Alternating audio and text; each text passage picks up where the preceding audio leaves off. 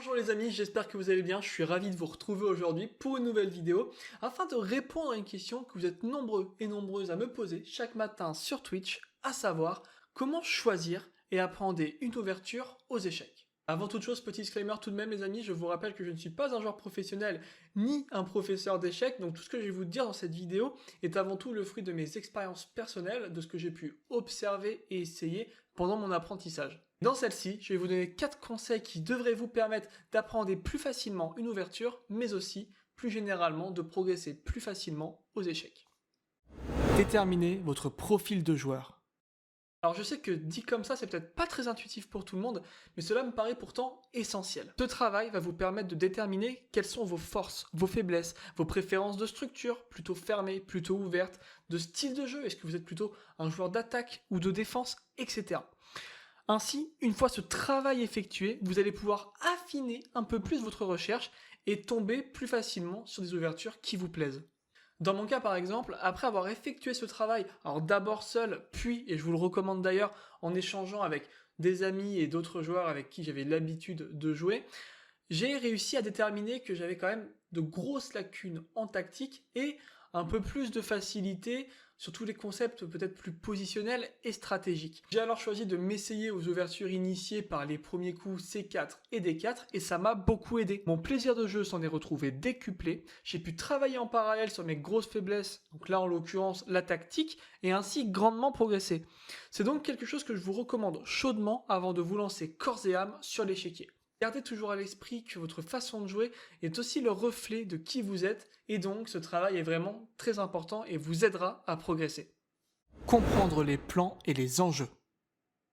Une erreur récurrente que nous sommes nombreux à faire lorsqu'on débute, c'est de vouloir se lancer corps et âme dans l'apprentissage d'une ouverture en apprenant toutes les lignes de A à Z sans prendre le temps d'avant tout en saisir les enjeux et les plans, alors que c'est précisément là que doit se porter votre attention. On retrouve d'ailleurs cette idée dans la première règle des 10 de Pedro Damiano, ne jouez aucun coup sans but à moins que la nécessité ne vous y force.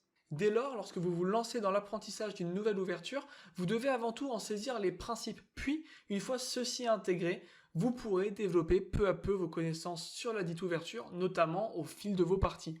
Afin de saisir plus facilement les plans des ouvertures, je vous invite fortement à étudier des parties, que ce soit en vidéo ou dans des livres.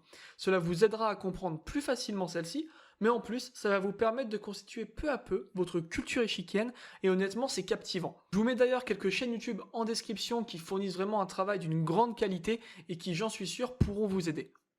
L'importance de l'analyse et de la cadence. C'est peut-être évident pour bon nombre d'entre vous, mais ces deux facteurs constituent des points essentiels de votre apprentissage et c'est important de le rappeler. Lorsque vous jouez des parties avec l'objectif d'apprendre et de progresser les amis, je vous recommande chaudement de ne pas jouer dans des cadences trop rapides. À titre personnel, je pense sincèrement qu'en dessous de 10 minutes, vous aurez du mal à retirer quelque chose de pédagogique de vos parties et je pense sincèrement que pour avoir le temps nécessaire de bien analyser la situation et de jouer les bons coups, que ce soit dans l'ouverture, le milieu de jeu, mais aussi la finale, il vous faut un peu plus de temps. Idéalement, n'hésitez pas à jouer avec un peu d'incrément. Je recommande notamment le 15-10 sur Chess.com qui est vraiment intéressant, ou le 10-5 sur Lichess qui est peut-être d'ailleurs ma cadence préférée. Le bon compromis sur Internet entre des parties qui ne vont pas durer trop longtemps, mais dans lesquelles vous aurez assez de temps pour bien réfléchir, pour prendre le temps et du coup retirer le meilleur de vos parties.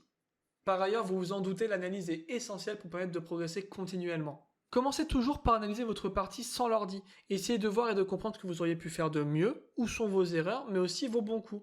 Puis ensuite, les amis, vous pouvez utiliser l'ordinateur, mais ne vous fiez pas à celui-ci à 100%. C'est vraiment quelque chose d'important qui vous aidera grandement à progresser dans vos ouvertures, mais aussi, et encore une fois plus généralement, dans votre apprentissage du jeu d'échecs.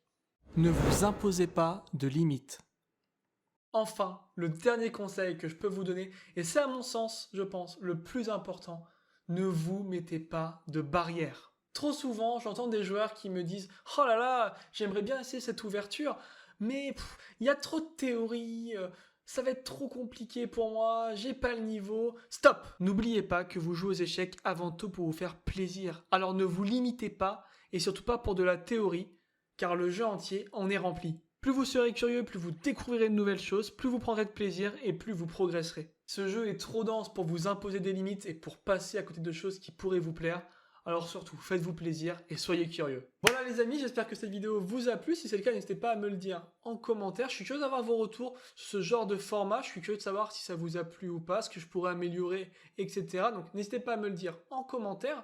Dans tous les cas, moi je vous retrouve chaque matin du lundi au vendredi sur Twitch. Le lien est dans la description. Et puis écoutez les amis, je vous fais des bisous. Prenez soin de vous et à bientôt autour de l'échiquier. Salut!